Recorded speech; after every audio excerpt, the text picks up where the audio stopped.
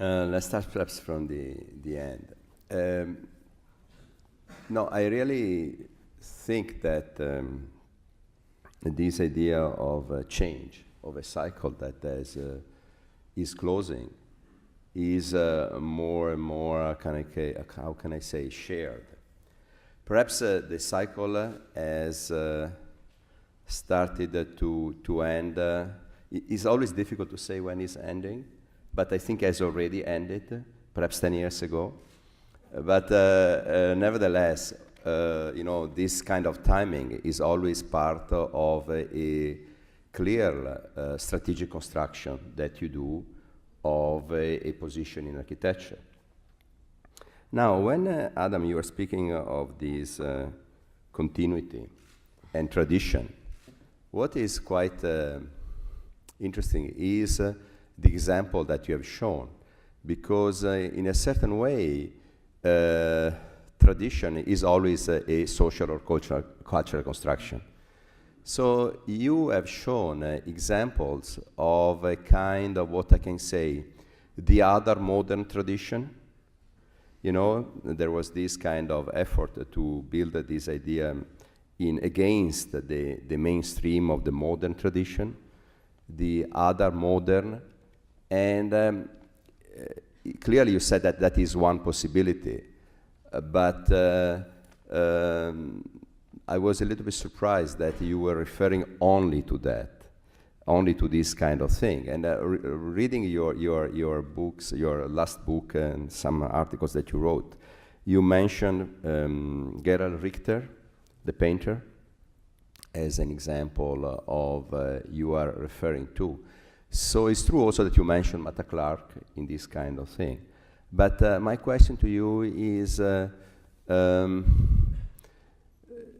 do you think that there are other valuable traditions you can refer to in terms of continuity? Or you are really stick with this, let's say, as I called the other modern tradition that you are. How do you think that it is more valuable or more interesting for you? I mean, the other modernism, that's as modern as we get, We mostly look at pre-modern architecture. Peter and I designed by discussing the projects and trying to understand what the atmosphere of the project we're working on should have or could have. And the way we do that is always through analogy. It reminds us, couldn't it be like that room? And, we barely remember the room, and one of us hasn't even been to the room, so we have to describe it and do a crappy drawing of it. But a lot of our projects start that way.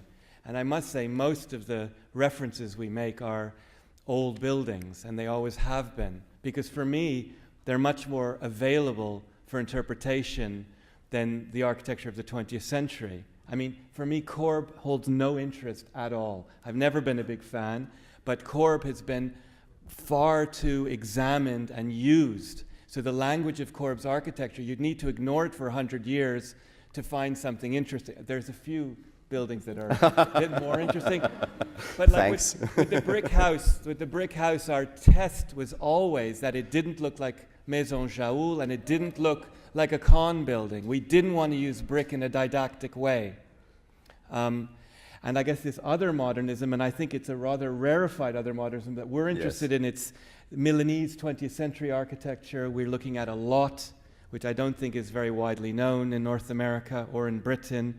Plechnik, Dolgast, Rudolf Schwarz, these people who aren't so known because they're more available for interpretation. It's not so mediated, one's knowledge of the work.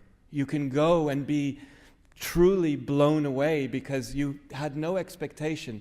Our office went to Cologne last year and we went to see Rudolf Schwarz, post-war Rudolf Schwarz churches, and they're as good as Leverance, and he's very well known in Cologne, but he's unknown most other places. There's 2 okay books about his work, and he was actually very famous before because he's a friend of Mies and a mentor of Mies and all of that. Mies is the only one of the great modernists that we look at, strangely enough, because especially pre-war Mies, the Krefeld houses are amongst my favorite buildings in the world, because somehow there's an ambiguity in that work. It has pre-modernism in it still. Okay, but for example, what's about the English tradition? Yeah. I mean, England, the last great English architecture was in the late 19th century. That it's finished after that, and we look at that a lot. Philip Webb is one of my great heroes. He's an extraordinary architect who had all of the things both of us were talking about are in Philip Webb's work. But what I appreciate in the kind of discussion is that the people that interest you are both modernists, but also their work isn't, precisely because they're not part of the mainstream, they've actually had to evolve their own definition of modernism. Yeah. They've had to work with materials that are kind of that place. Leverance is fascinating because he starts off as a classicist and then he ends up as a modernist with this kind of ongoing passion for landscape sort of throughout his whole career. And so this kind of, the sort of, I think you use the word ambiguity, that there may be ambiguous modernists, like they are and they aren't, they're not quite sure, and that their work is really a kind of, maybe a more direct response to that place, while being aware of all of these larger... But I still think Leverance didn't end as a modernist. He ended as a kind of ancient Persian architect, I think. He had a very brief flirtation, and it was a very interesting one. But I think, of course, all good buildings have a profound engagement with their situation. And usually that's about the site, but it can be also like the processes, the economic situation. But I think that Leverance was primarily driven by formal and cultural imperatives. I really do. And I think that level, because he never, the constructional syntaxes that he developed are never about technical solutions. They're always the most difficult way of doing it. And it wasn't just because he was perverse, because he was trying to get ambiguities and he was trying to get intensity by displacing how these things were used. And in the end, ambiguity is a very important word to me, and awkwardness and intensity. And it's true that these people who were not part of, and who knows what the mainstream was actually, you know, it changes every year what the mainstream was, but these people who were maybe, you know, working away in Ljubljana, they did have to, it was a more awkward and a more hard-won line that they had to develop because they separated themselves away. They were a little bit, there were more things that were infecting the production than if you were in Paris or in Berlin in 1924, I suppose. And there was a lot of great work done in Berlin in 1924. You know, it still looks amazing. But I think that, Adam, in a certain way, I think that there is the possibility to build this kind of continuity, because in a certain way you are claiming a relationship with a culture, with a society. And I feel that you can do that also linking to a more contemporary experience. You know, in this sense, the ordinary life of the people of the 20th century, the transformation, the way of living, the comfort, all these are part of our culture, and they are represented in a lot of experiment and research also. So I think that there is also this, sometimes I have the impression that you are very coherent, but perhaps you are taking a very short cut to go to the point that you want to make. But nevertheless, I don't want to go too far with that because, but I have this doubt. I don't want to be so assertive as you are, but I have this doubt sometimes. But what I would say, just very briefly, I don't think you can make architecture out of the idea of comfort. I think the idea of comfort relies on building physics issues, but it also relies on formal issues. And to make a cozy room is as much about image as it is about the temperature and the softness of the surfaces. And I think, and if you're talking about everyday life, it absolutely works at that level. I think everybody knows what comfy is. It's a dangerous word because of that. Cozy corner, it's very big No, in I don't Switzerland. want it Cozy. to. I don't want it to mean that. No, but I'm interested in comfort like that. But what Yeah. I'm saying is comfort, if you're an architect, you need to use formal means to do that, and those formal means come out of the discipline of architecture. I don't think you can, there's another way of doing it. It's just, yeah, anyway. That's okay. I don't like a cozy thing, so that is, let's put it that way. But let's say, just to move, let's say this kind of tradition, which is quite an unusual argument or conversations. So where are you, at the end you show, Brigitte, some of your works. Where are they coming from? Oh, well, I mean, I would say, you know, I work collaboratively with Howard Sutcliffe, my partner. I would say a lot of the same. The microphone. Oh yeah. Okay.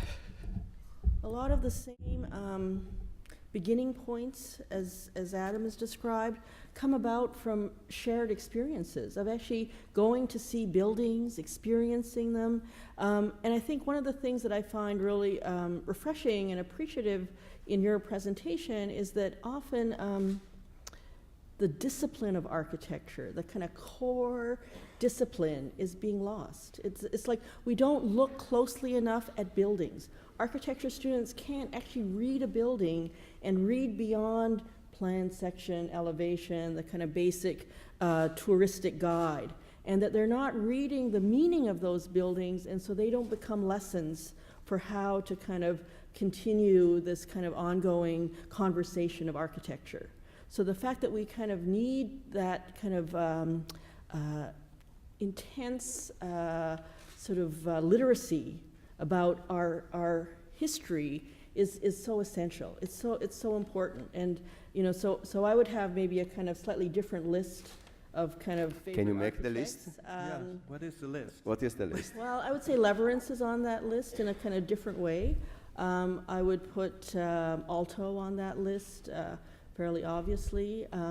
Early on, maybe someone like Scarpa on that list. And I guess I would also say that they aren't necessarily the canonical architects. I would say the first time I went to visit a core building, I was sort of underwhelmed, but then 10 years later I went back and I was blown away. I think you engage buildings at different points in your life, and they become, in effect, important to you for different reasons at different stages of your evolution.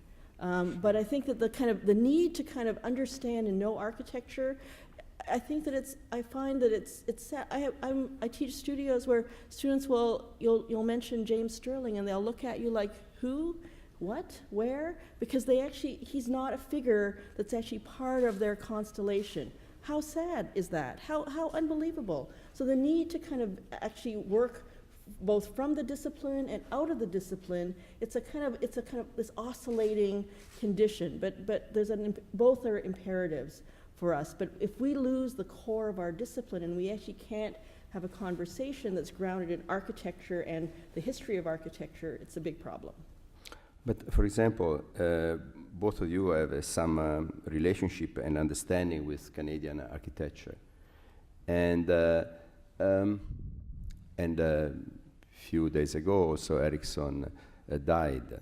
I'm very quite interested to know what is your idea about the Canadian architecture, for example, starting from the different situation in which both of you are operating and the different background that you have grown up with. Canadian architecture. And speaking of tradition at this point, Well, actually, I mean, I think Ericsson is a loss to all of us. I actually worked in Arthur's office in Vancouver as a Waterloo Co-op student in 1980. And it was actually a really wonderful experience. It was the first time I was in an office that was actually designed. It was a designed space, first of all, Laurel Avenue, and that there were more women in the office. Like, it was actually a kind of community that was really remarkable to experience. And then to see the projects and to understand the way that he used models and thought about both built form and landscape as a kind of cohesive element was an enormous lesson, hugely valuable. And I think that we will miss Arthur. I mean, I think, but in a way I would say Arthur was maybe not so much looking always at Vancouver, but looking at all these other precedents from other parts of the world that totally inspired him. Japan, India, places that he traveled to. And maybe it was how he recalibrated those experiences to a Vancouver context that was actually more important than, you know, at the time that he was building, there was very little architecture in Vancouver. There were sticks. And the fact that he actually imagined this kind of more sculptural, materially based idea about architecture was really a kind of new way of seeing Vancouver, seeing the West Coast.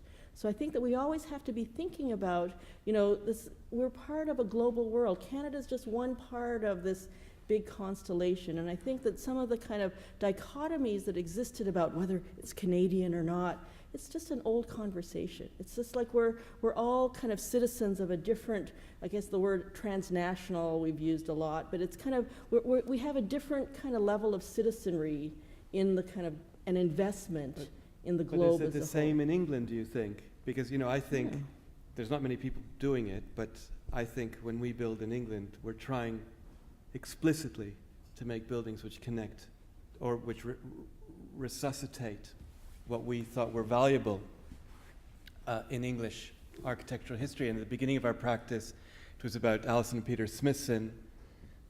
Got a bit tired of that after a while. But what was interesting about Alison and Peter Smithson was within Team 10 in the 60s and 70s, they were doing architecture which was international, but it was explicitly English. The strangeness of scale, all sorts of things, especially the scale, the handling of scale, were explicitly English. It's the same as looking at Chiswick House and the Palladian example. You go to Chiswick House, you know you're in an English Neo-Palladian building because of the scale. It seems like a toy at first, and then you start to appreciate it. I think it's more difficult in Canada because Canada is a newer country, and the landscape that Canadian architects like Ron Tom and Erickson were responding to was the natural landscape, whereas the English landscape's super important, but it's a completely mediated, invented landscape. And once you're working with an invented landscape, you can invent the landscape so it works with the buildings, you know, and it's Jane Austen. It's all described in Jane Austen, that relationship, and the relationship to society. But, you know, when I was on the jury for the Governor General's Awards a few years ago, I mean, my big hope was to see some buildings which somehow struck me as being specific to where they were, and maybe that meant they were Canadian. And I think some of the buildings we saw did. And I'd been on an awards panel a few years before where that wasn't the case, and I felt good about that. It showed a certain confidence. Of course, all of the projects, you can't help but be affected by the time you're working. And that's why you don't need to try to be original or inventive, because you can't help it. If you do things in good faith, they're of the time and they're of you. But there were also things which did seem Canadian. A building I always think is very Canadian, and I guess it's well known here, is Massey College by Ron Tom. I think it's a really amazing Canadian building, and because it's urban and collegiate, part of that collegiate typology, I really love being in that building, that set of buildings. And it has a bit of Frank Lloyd Wright in it, you know, which it kind of using in a very useful way. He's a very difficult person to use, Frank Lloyd Wright. I'm still waiting for the revival. We've been waiting since we were at school, actually, but it hasn't happened yet. But the original competition entry for Massey looked like the Roby House. Right. And then they said, you must build it in brick. And he looked at Dudok, which is a very interesting way to come back.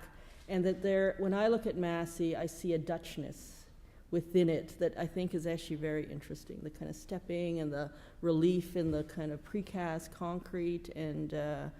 but it has that quality of the other modernism. You know, it has a crankiness and figure, and it's not so abstract. And compared to Trent, which is obviously also a great project, I find it more interesting, though, because Trent is more explicitly about this kind of territory, and it's very good, but it's less surprising.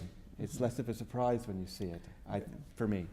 Speaking of tradition, you, through the Aga Khan process, you entered this kind of what till 20 years ago, till the magazine Mimar was created by the Aga Khan Foundation, was a kind of unknown world and was considered a peripheral and exotic magazine. And all the activity of Aga Khan Foundation the last year has shown how crucial and how central is this kind of, how can I say, another tradition, if you want, which is coming out there. And you were speaking before of the kind of lesson that in terms of process, in terms of relationship with the culture, in terms of relationship with the community, that was coming out from this kind of experience. Can you go back a little bit to these lessons? Sure. No, I think I would say that the kind of core, why it's so important is that their jury process is unlike any other. So the kind of breadth of the jury having, you know, sort of philosophers and architects and historians, but then what happens is we select a short list, maybe 20, in our case, there were 27 projects, and then they send reviewers to northern Afghanistan, Burkina Faso, to every place, and they do their own kind of review of the building. They talk to local architects, contractors, users. They bring a photographer with them. So they're building the knowledge base, but they're kind of, like we actually had financial calculations in terms of dwelling units in the desert in northern Algeria, and we had discussions about this. Then those reviewers get flown to Geneva, and the jury interrogates them. They just like bombard them with questions so that we really understand the full context of the building.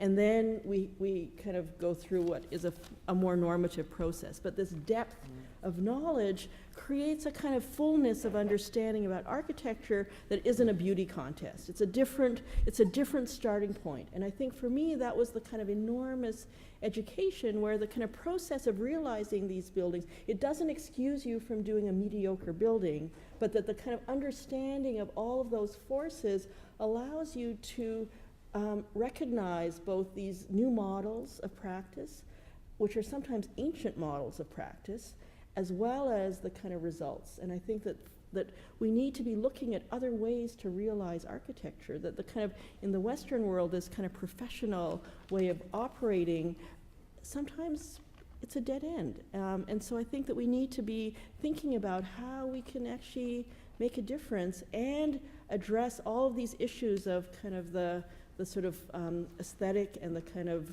beauty of architecture at the same time. They're not mutually exclusive, but it's a high bar. But it's by analogy, isn't it? Because what's brilliant about the Aga Khan program is this depth, and it's generally, although not exclusively, it's people from those places doing projects, although not only, but it's quite an anti-imperialist kind of, because if you think what's happened in the Middle East in the last 10 or 15 years, I think, you know, how different it could have been had different architects and different project managers been in place. Because you could have made a Dubai architecture with that amount of money and ambition, but instead you're getting a fourth-rate Western crappy architecture in the desert. And the Aga Khan's the opposite of that. And the lessons have to be by analogy, aren't they? Because I think what's great about that is that people in those places need to be either doing it themselves or be empowered so that they can do it themselves and develop those logics. And of course we can learn things about our place as well, but they're very different, because I don't want to have anything to do with building in those places, because I don't have anything to say. I have no capacity to bring to those places. I think that's been a real...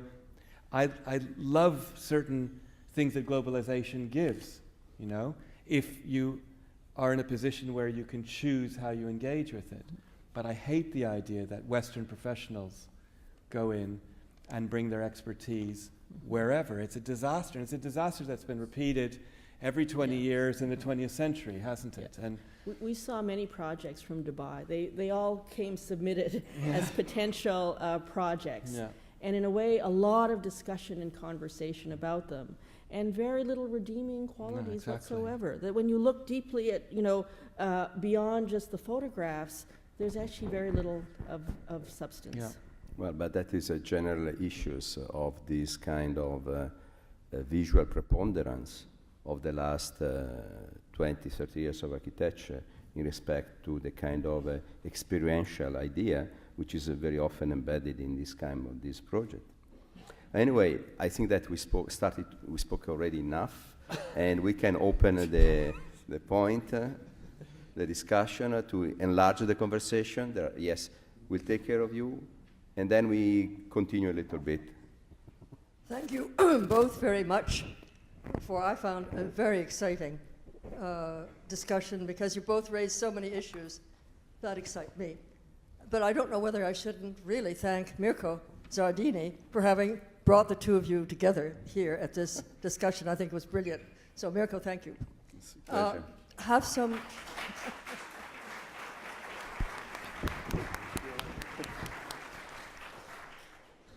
But I have a, you know, both of you are Canadian. It's just gorgeous.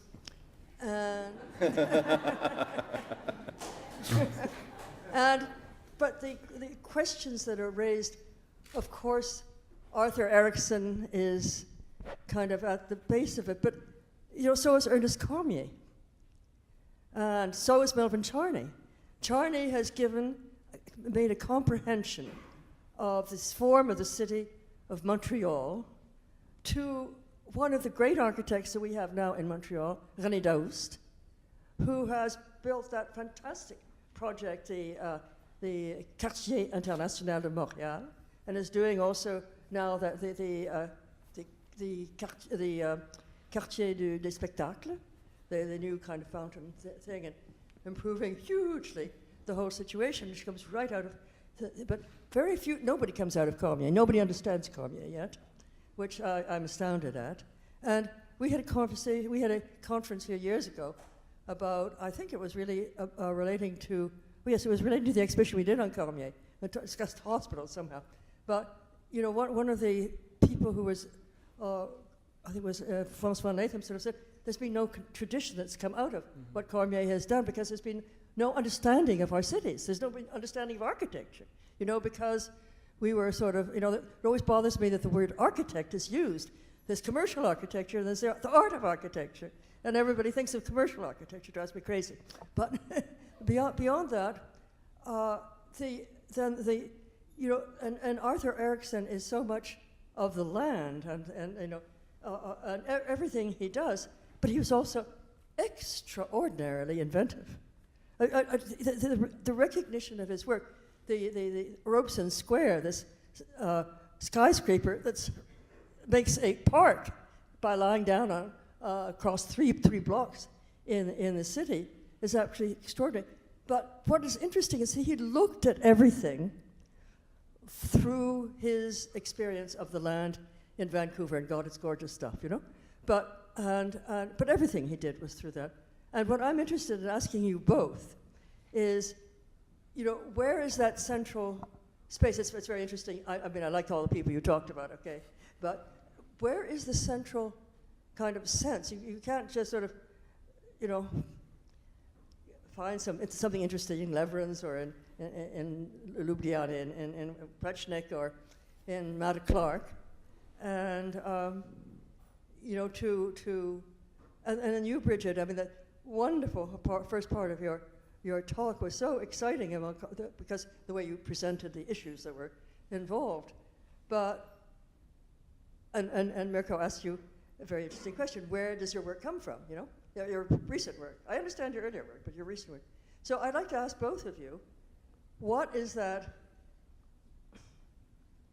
central core, that central gut, that central intellectual, that central visceral thing that makes you work, that you work from?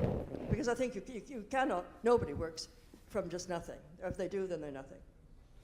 So I'm asking you the question. Who's first? It's a very easy question. You know, so.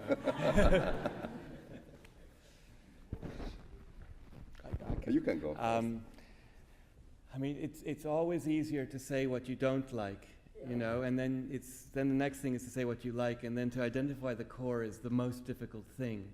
I think what we've tried to do in our work is to reject an architecture of abstraction, yeah, and to put the experience of architecture at the core. And that sounds a bit soft, but what I mean by that is what the character of the space, or what the range of characters a building has, and that character somehow has an appropriateness and a precision to the kind of building we're making. So if it's a public building... Eero Saarinen tried that a lot, you know. Who? Eero Saarinen. That was one of his major things. Yeah, but he was always, but they were very extreme, the types of... I'm talking about trying to make buildings where the atmosphere of the building, there's a direct connection to a history of spaces, of assembly, say. I think Saarinen, who's an interesting architect, but I think that was the style for the job, and they were very extreme, the formal propositions. And he didn't want to get too close to the models either. Okay, so your core is much more of a kind of Stimmung, a sense of, a physical sense of space. Physical, yes, yeah.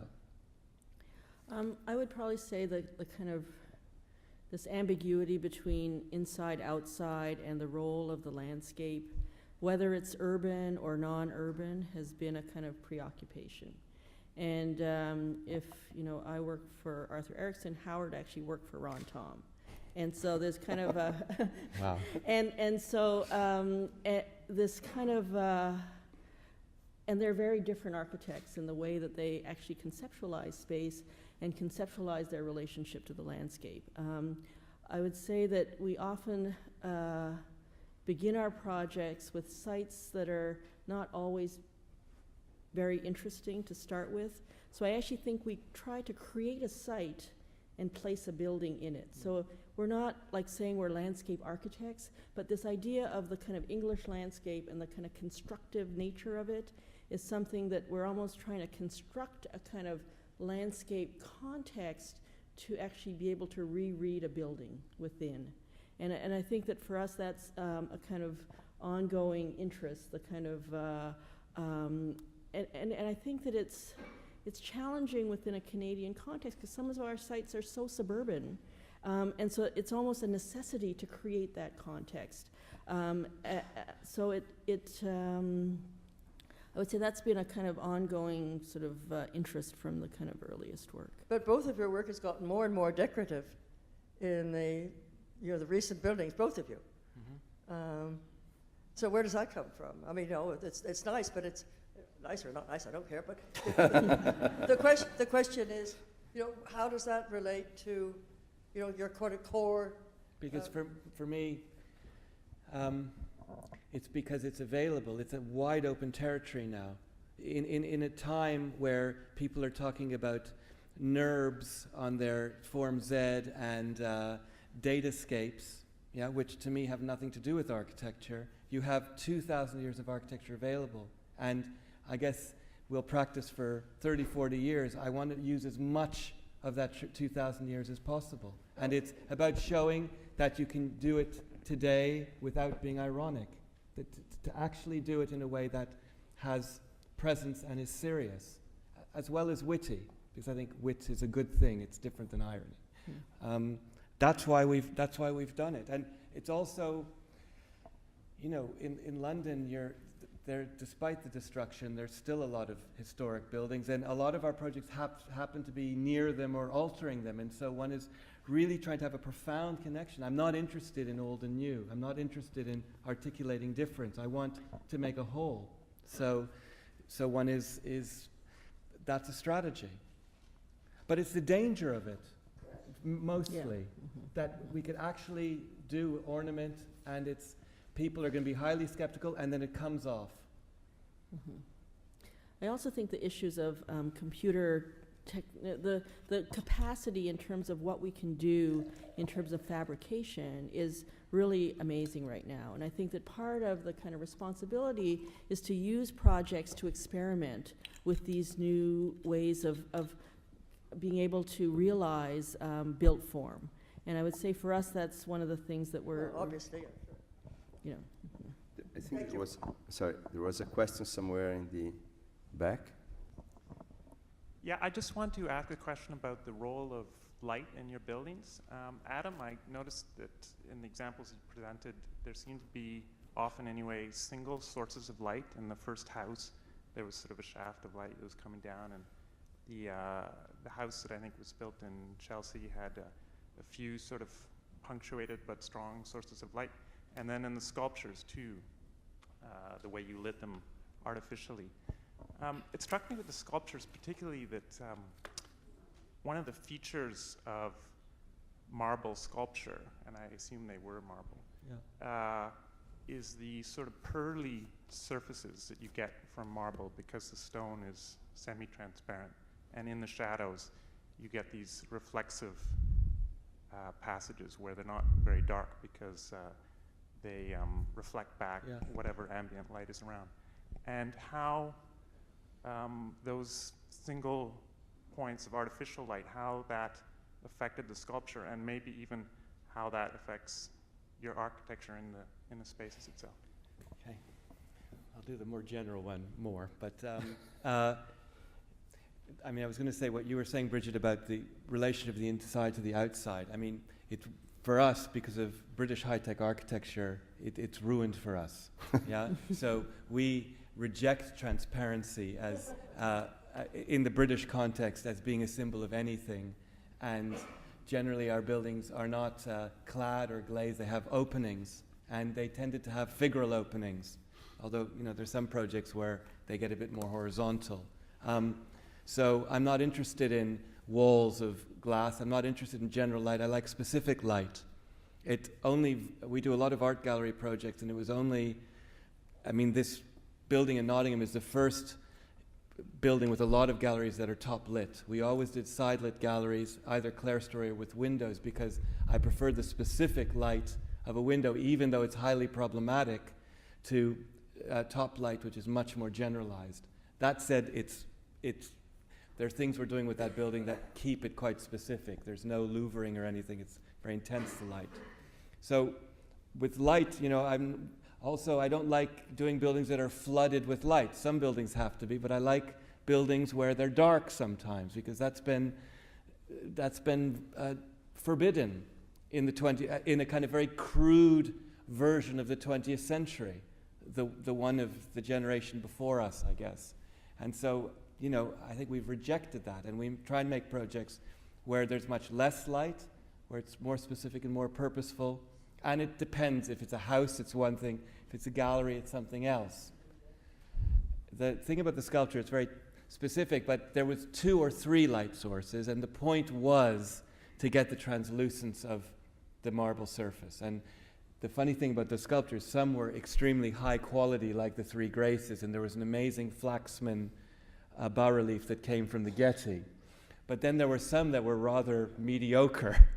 And so by controlling the light, they had to have the same intensity, but depending on how many sources and where we located them, the really good ones, you could get that magical, it's skin-like that you see through, and it's almost like there's veins behind. That was the idea, that you'd see that. Any other question? Oh, yes. There's the guy over there who's been waiting.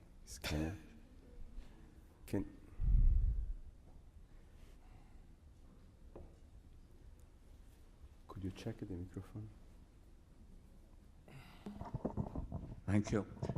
Mention was made of the difficult economic times as well as urbanization. And I wonder if we could have some ideas about what can be done about the need for sustainable, low-cost housing, workspaces, green spaces, etc., which seems to be a problem that is becoming more universalized all over the world. Both of you have touched that. You wrote it also.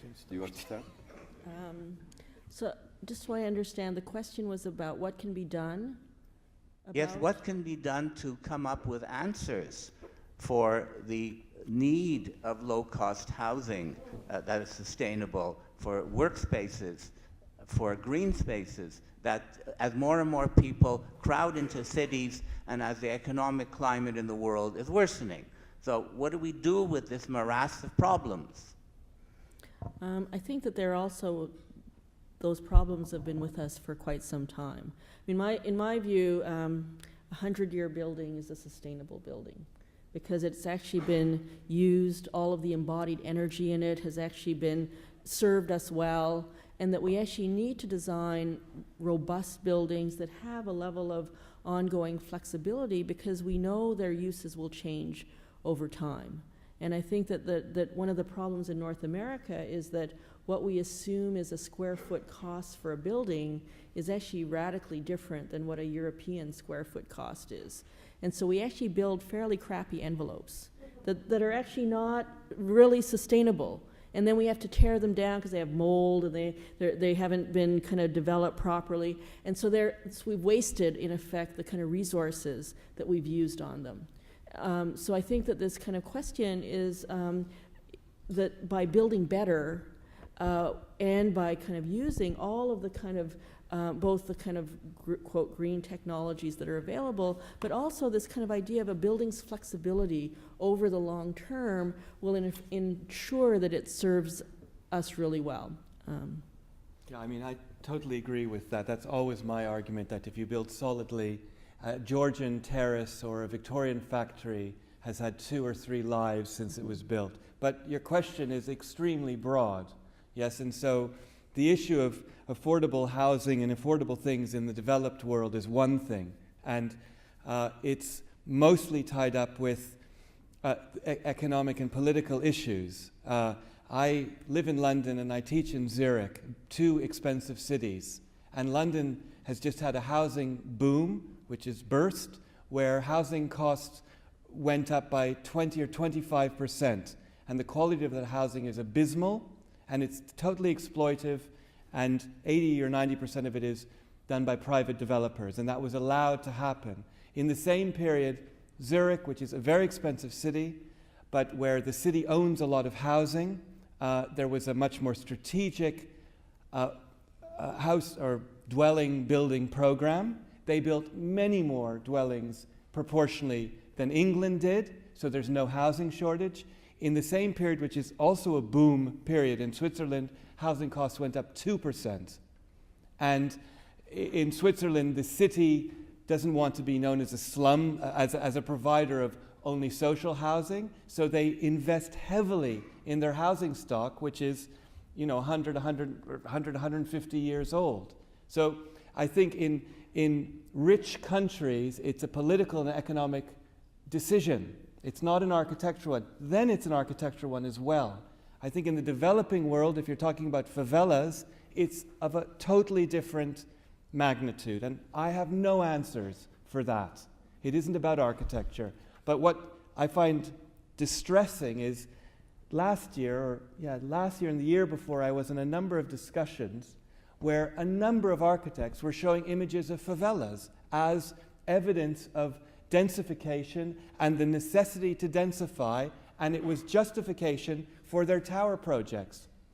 I could name who was saying it, but it was shocking, and I told them so. And it was the same with the Venice thing that Ricky Burdett did. There was this just observation, description of urbanization and densification, but favelas are like, it's desperate.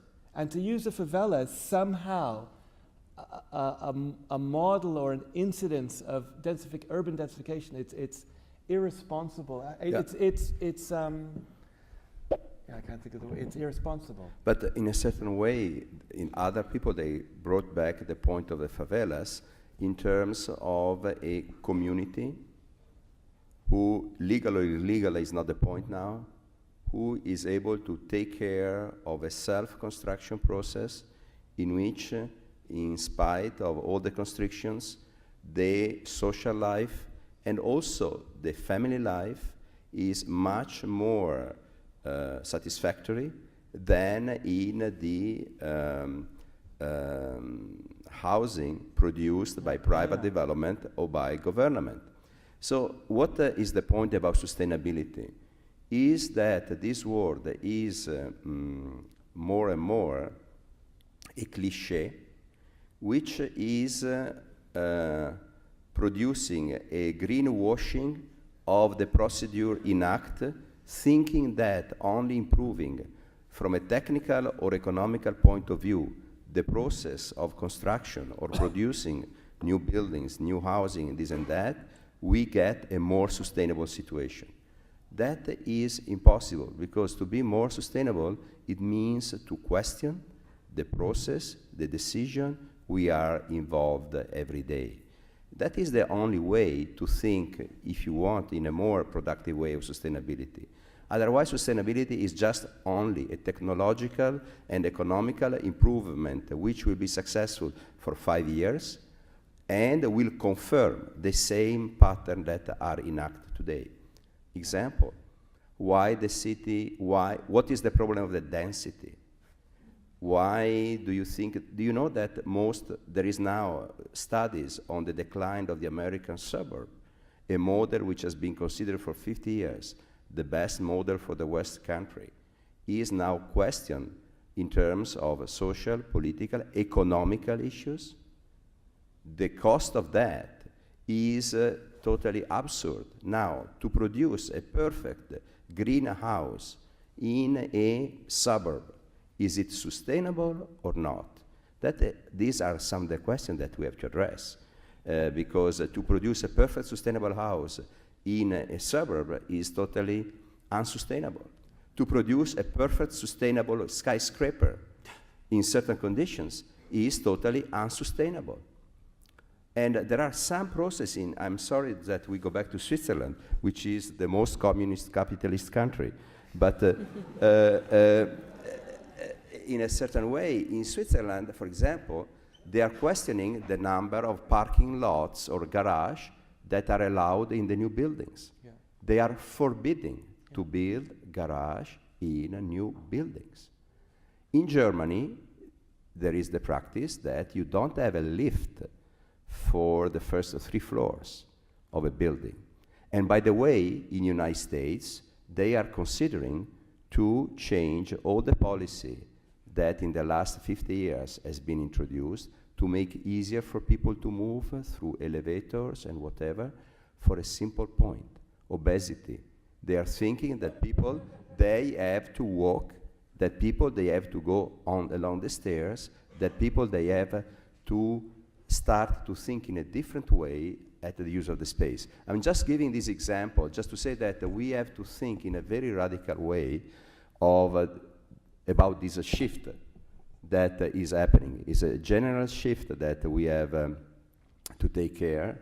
And I think that one interesting point, which was, it is a very big shift. The economic crisis is just underlining something which was already unsustainable. What I think it was interesting of discussion of today was that is not by paradox, that perhaps when you have to look forward, you need some time to understand better your past, the tradition, and also the present. So I think that I would like to thank on these words Adam and Brigitte for their contribution, and to let you with another year of time thinking about these issues, and we'll see again next June in 2010. Thank you very much.